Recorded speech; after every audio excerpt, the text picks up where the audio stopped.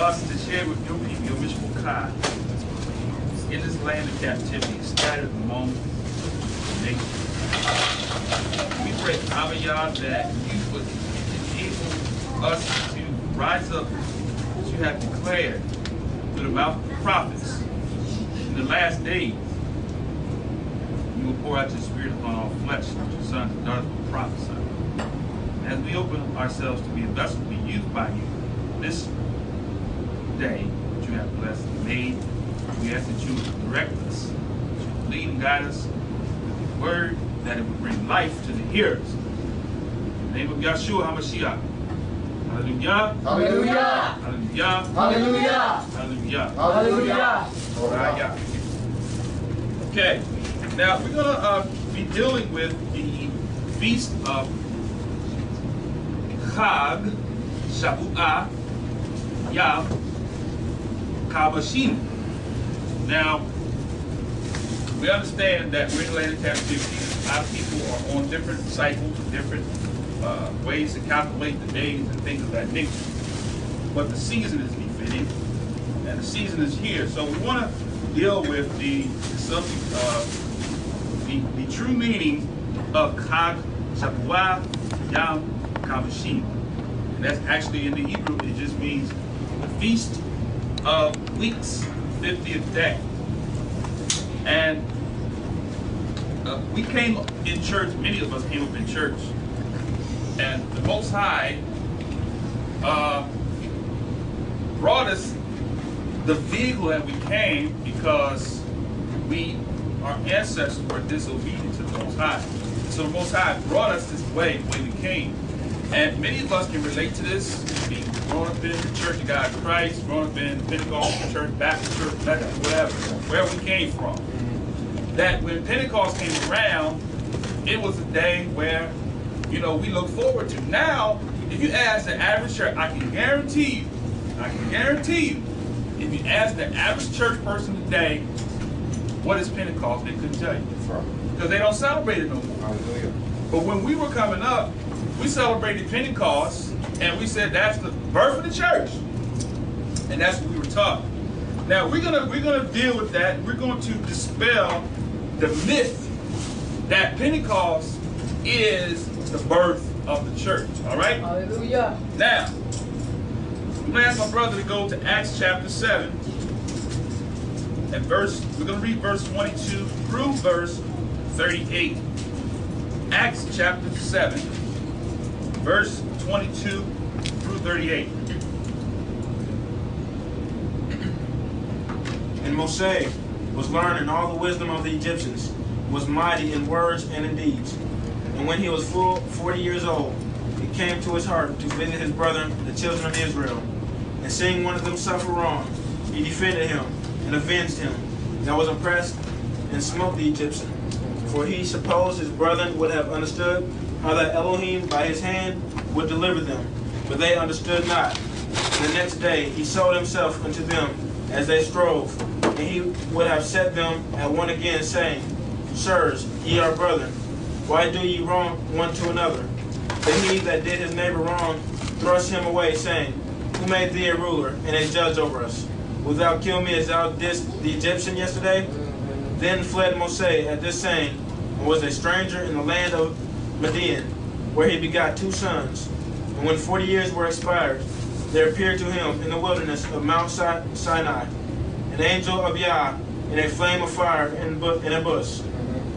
When Moshe saw it, he wondered at the sight, and he drew near to behold it. The voice of Yah came unto him, saying, I am the Elohim of thy fathers, the Elohim of Abraham, the Elohim of Yitzhak, and the Elohim of Jacob. Then Moshe trembled, and durst not behold. Then said Yah to him, Put off thy shoes from thy feet, for the place where thou standest is holy ground. I have seen the affliction of my people which is in Egypt, and I have heard them groaning, and am come down to deliver them. And now come, I will send thee into Egypt. This Moshe whom they refused, saying, Who made thee a ruler and a judge? The same did Elohim send to be a ruler and a deliverer by the hand of the angel, which appeared to him in the bush. He brought them out. After that he had showed wonders and signs in the land of Egypt, and in the Red Sea, and in the wilderness 40 years. This is that Moshe was said unto the children of Israel, a prophet shall Yah your Elohim raise up unto you, your brother, like unto me. Him shall ye hear. This is he that was in the church, in the wilderness with the angel, which spake to him in the Mount Sinai, and with our fathers, who received the lively oracles to give unto us. Hallelujah. Hallelujah. So now, that 38th verse makes it clear, without the shadow of a doubt, that the nation of Israel is that people that were in the wilderness. Hallelujah. Hallelujah. He says, in the King James, he says, the church in the wilderness. Hallelujah. In the Hebrew, it is the word mikra, which means a called out public assembly of people. Right? So the Most High called out the nation of Israel out of all the other people on the face of the earth. Now, there's a lot of history in that verse, that chapter, the 7th chapter of the book of Acts. I'm not going to deal with that because that's not what we're talking about right now. But I just want to bullet point a few points in that most of the time when we read, and in reading we pass over some very important information that the Most High puts in there for our purpose, for us to understand clearer what it is that He's trying to communicate to us. Now, we first looked at verse number 23, where it says that Moshe was a full 40 years old. Okay?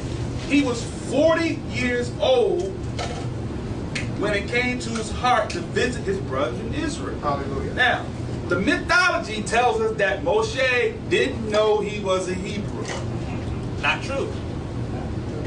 Just read it right there. Prophet Moshe knew who he was. The Most High always reserved a remnant. Even in captivity, and you can search the records, there are people that came over on those ships but still maintained their identity. Hallelujah. They knew who they were. That's how we end up knowing who we are, because the Most High has left remnants who proclaim this truth to Israel in the land of captivity. Hallelujah. Hallelujah. Now, the other point I want to make here is that verse 24, it says that he, seeing one of them suffering wrong, he defended him and avenged him that opposed and spoke the Egyptian. Now, that, brothers and sisters, is profound, because that's talking about what we experience here in America. Police brutality. The Egyptians were the force of the day. They were the policing, if you will, of the day. That's right. So they were abusing Israelites in Egypt, land of Mizraim. That's right. And so Moshe, who knew who he was and saw, just as we are doing today in the land of America, Babylon, scattered among the nations, we as a people are seeing the brutality of the authority, the people that are in authority in this country, in the land where we're scattered. And we're crying out against it. We've been crying against it on our jobs, in our homes, in our communities. We got activists. We had Martin Luther King. We had Malcolm X, Marcus Garvey. The list goes on and on. Who are crying against the injustices against us, the people of Yah. So Moshe was in a similar situation.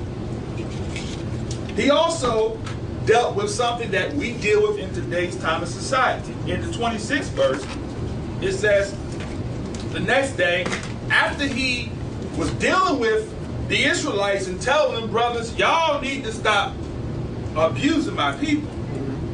Next day, verse 26, it says, the next day he showed himself unto them as they fought. They was on the street corner fighting, like our brothers do, drive-by shootings, all of that. He saw them fighting against each other, and he would have set them at one against, saying, they said, sir, are you, sir, you are brethren, why do you do wrong to each other? So what Moshe said was, you brothers fighting, don't y'all realize, and we say it all the time. Hallelujah. Why are we fighting against each other? Exactly. Why are we stealing from each other? Why are we breaking into each other's houses and cars? Drive-by shooting. We say it all the time. Very same. Moshe was saying to them, he said, why are y'all fighting against each other? Here's what they got. You got some brothers and some sisters too that get real deep when you ask them, why y'all fighting? Why is the Hebrews fighting against each other?